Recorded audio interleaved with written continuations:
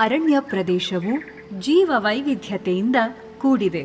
ಈ ಪ್ರಶಾಂತ ಅರಣ್ಯದಲ್ಲಿ ಶಾಂತ ಸ್ವಭಾವದ ಆನೆಗಳು ವಾಸಿಸುತ್ತಿವೆ. ಆನೆಗಳು ಮತ್ತು ಮಾನವರ ನಡುವೆ ಅವಿನಾಭಾವ ಸಂಬಂಧವಿದೆ. ಆ ಸಂಬಂಧವನ್ನು ಬೆಸೆಯುವವರು ಮಾವುತರು. ಪ್ರಾಚೀನ ಕಾಲದಲ್ಲಿ ಕೆಡ್ಡದ ಮೂಲಕ ಆನೆಗಳನ್ನು ಸೆರೆಹಿಡಿಯಲಾಗುತ್ತಿತ್ತು. ತದನಂತರ ಬದಲಾದ ಸನ್ನಿವೇಶದಲ್ಲಿ ಅರಣ್ಯ ಇಲಾಖೆಯು ಆಧುನಿಕ ವಿಧಗಳನ್ನು ಬಳಸಿ ಅರವಳಿಕೆ ಚುಚ್ಚುಮದ್ದಿನಿಂದ ಪುಂಡಾನೆಗಳನ್ನು ಮಾತ್ರ ಸೆರೆಹಿಡಿಯಲಾಗುತ್ತಿದೆ. ಈ ಸೆರೆಹಿಡಿದ ಪುಂಡಾನೆಗಳನ್ನು ಪಳಗಿಸಿ ಒಂದು ಸೌಮ್ಯ ಸ್ವಭಾವಕ್ಕೆ ತಂದು ಮಾನವನ ಒಡನಾಟದೊಂದಿಗೆ ಹಾಗೂ ಮಾನವನ ಜೀವನ ಶೈಲಿಯ ಜೊತೆಗೆ ಹೊಂದಿಕೊಂಡು ಹೋಗುವಂತೆ ಪಳಗಿಸುವ ಕಲೆಯೇ ಒಂದು ವಿಶೇಷ. ಅದು ಮಾವುತ ಮತ್ತೆ ಕಾವಾಡಿಗೆ ಮಾತ್ರ ಸಾಧ್ಯ.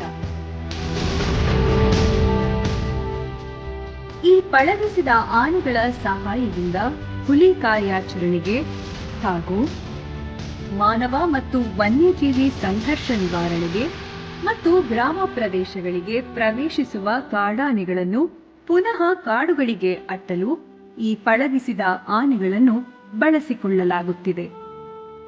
ಕೋಪಗೊಂಡ ಆನೆಗಳನ್ನು ನಿಯಂತ್ರಿಸಿ ಶಾಂತ ಸ್ಥಿತಿಗೆ ತಂದು ಈ ಪಳಗಿಸುವಿಕೆಯಲ್ಲಿ ಮಾವುತರ ಪಾತ್ರ ಬಹು ಮುಖ್ಯವಾದುದು. ಅವರ ಸಾಹಸಮಯ ಧೈರ್ಯಶಾಲಿ ಗುಣಗಳು ಆನೆಗಳ ಮೇಲೆ ನೇರ ಪ್ರಭಾವ ಬೀರುತ್ತದೆ. ಹೀಗೆ ಪಳಗಿಸಿದ ಆನೆಗಳನ್ನು ವಿಶ್ವವಿಖ್ಯಾತ ಮೈಸೂರು ದಸರಾ ಆಚರಣೆಗೆ ಕರೆತರಲಾಗುತ್ತಿದೆ. ಕಾಡಿನಿಂದ ನಾಡಿಗೆ ಬಂದ ಆನೆಗಳ ಭಾವನೆಗಳು ನಗರದ ವಾತಾವರಣಕ್ಕೆ ಹೊಂದಿಕೊಳ್ಳಲು ಕಷ್ಟವಾಗುತ್ತದೆ. ಅವುಗಳ ಭಾವನೆಗಳನ್ನು ಅರ್ಥ ಮಾಡಿಕೊಂಡು ಸಂತೈಸುವ ಮಾವುತನ ಜವಾಬ್ದಾರಿ ಅತಿ ಮುಖ್ಯವಾದದ್ದು.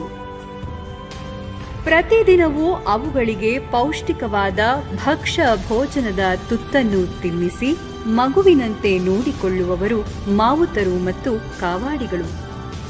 ಪ್ರತಿನಿತ್ಯದ ತಾಲೀಮಿನ ಸಂದರ್ಭದಲ್ಲಿ ಎದುರಾಗುವ ಅಂಬಾರಿ ಹೊರಲು ಬೇಕಾದ ತರಬೇತಿಯನ್ನು ಇಲ್ಲಿ ನೀಡಲಾಗುತ್ತದೆ.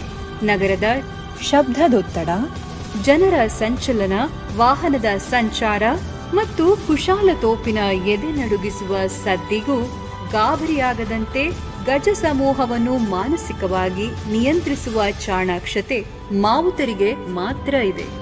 ವಿಶ್ವ ಪ್ರಸಿದ್ಧ ಜಂಬೂ ಸವಾರಿಯ ಮುಖ್ಯ ಆಕರ್ಷಣೆ ಆನೆಗಳು. ಈ ಆನೆಗಳ ಯಶಸ್ವಿ ಭಾಗವಹಿಸುವಿಕೆಗೆ ಹಿಂದಿನ ಶಕ್ತಿ ಮಾವುತ ಬಂಧುಗಳು.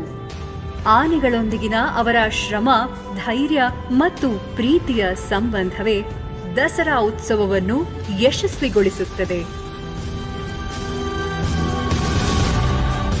ಅಂಬಾರಿಯನ್ನು ಹೊತ್ತು ನಡೆಯುವ ಆನೆ ಮತ್ತು ಅಕ್ಕಪಕ್ಕದಲ್ಲಿ ನಡೆಯುವ ಆನೆಗಳನ್ನು ವಿಚಲಿತವಾಗದಂತೆ ರಸ್ತೆಯುದ್ದಕ್ಕೂ ಸಂತೈಸುತ್ತಲೇ ನಡೆಸುವ